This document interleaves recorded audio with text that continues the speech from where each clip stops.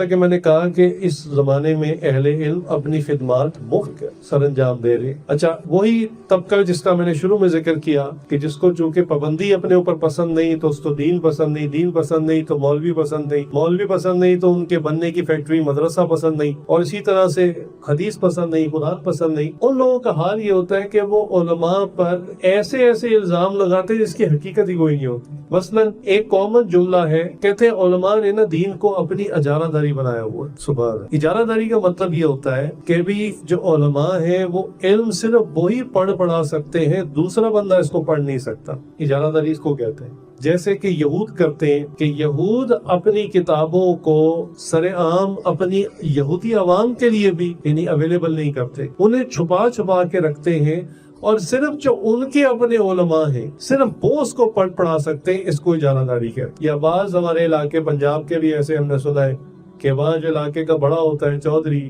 تو وہ اپنے گاؤں میں علاقے میں اسکول نہیں بننے دیتا.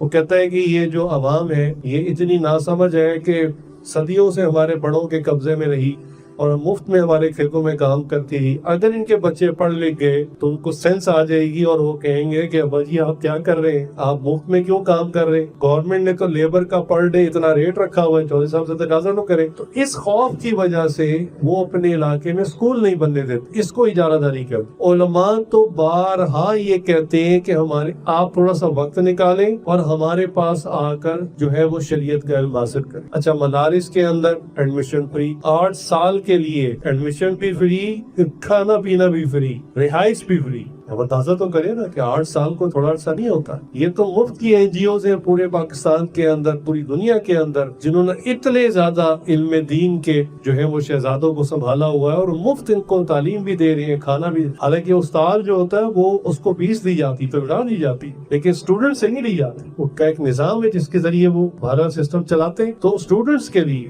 حتیٰ کہ کئی اسٹوڈنٹس اتنے غریب ہوتے ہیں کہ کھانا فری، کتابیں فری، ان کے پاس کپڑے نہیں ہوتے، سردیوں کے لیے کپڑے نہیں ہے، گرمیوں میں پہننے کے لیے ایک آدھ جوڑا ہوتا ہے. تو وہ مدارس میں ان کو کپڑا بھی فری دیتے. اس کو اجارہ داری کہتے ہیں. یہ تو بھائی اپنی جیب سے خرچ کر کے علم دین سکھا رہے ہیں.